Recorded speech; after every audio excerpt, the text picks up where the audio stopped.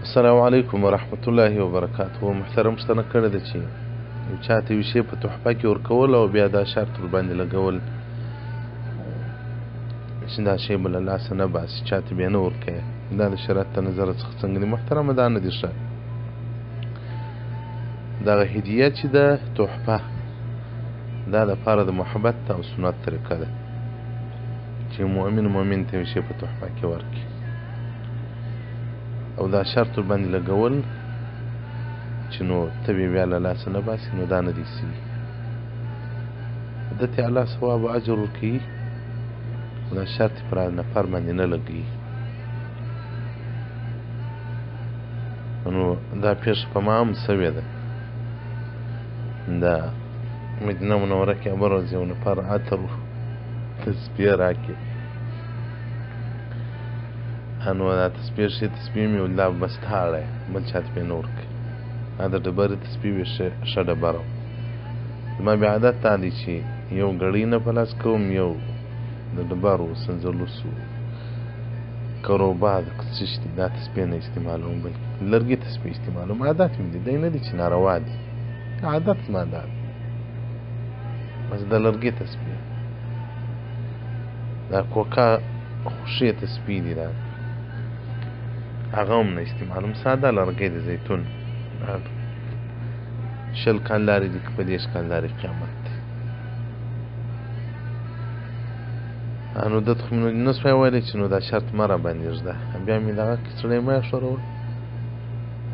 نو د شپې چې کوم وخت تسبیح په ځای کې اړی هغه دي دغه د تسبیح اړوه، نور چې در سره یې هغه د خپلې تسبیح بولي. نو یو په آینده کې ما ته چا تحفه راکول په ما شرط مه لګوئ. صحیح ده، ده به زړه غواړي چې دیوبندي یې واړوي، نو ما ته بیا ثواب را ورسېږي. دیوبندي دی سړی نه دی، تاسې یوازې د تسبیح ثواب ته تمه ده. زما چې څه عبادت دي که مې کړی دي که کوم، الله دې اول لس قبول کړي.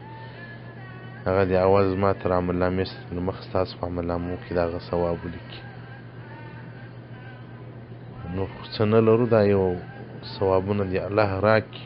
الله دې مو نه محروم و بې نصیبه کوي. د هر شي ثواب چې دی هر شاګرد ته ما وربخښلی دی، که مې د حج ثواب دی، که د عمرې ثواب دی، که د نفلو ثواب دی، که د روژې ثواب دی، که د خدمت ثواب دی، که د تلاوت ثواب دی، که د علم ثواب دی، که د مور د خدمت ثواب دی، که مسجد جوړ کړي، که مدرسه و، چې هر څه ثواب الله مشترکوي اول خو دې الله راکړي، هغه ما تاسو ته در بخښلی دی. د ثواب څخه تر جمع سي. نو په تسبیح کې شرط ما راباندې لګوي، ما په عطر کې. ځکه زما داسې عادت جوړ سوی دی، یو وخت کې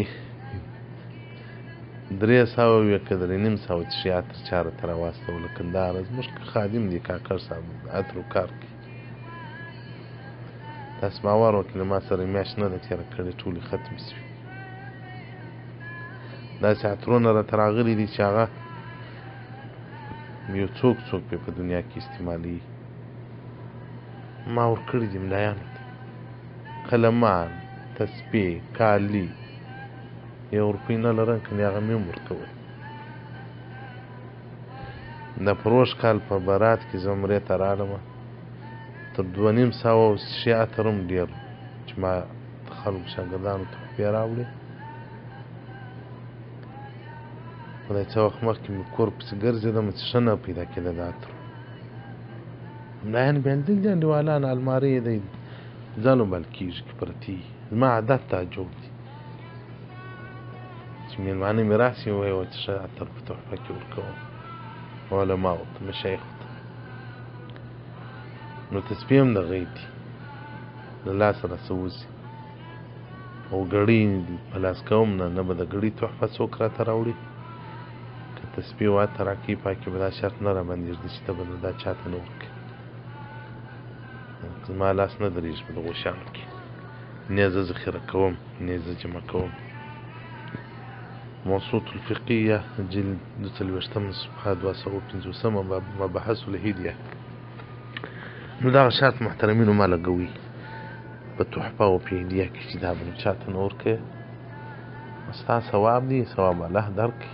ستا محبت یې الله قبول کړي نور دی پرېږده که خپله اړولې کړي بل چا ته ورکولې اول خو نو ښه دا دی چې یو چا ته شی تحفه کوي پوښتنه ځینې وکړي چې چی درته تحفه کړم د ده به مثلا تسبو ته ضرورت نه وي ښه قلم ته بې ضرورت وي ښه قلم ته بې ضرورت نه وي هغه انګشترۍ ته بې ضرورت دي او بیا دا مسنون شان تحفه کوي تسبیح دي مثلا عطر دي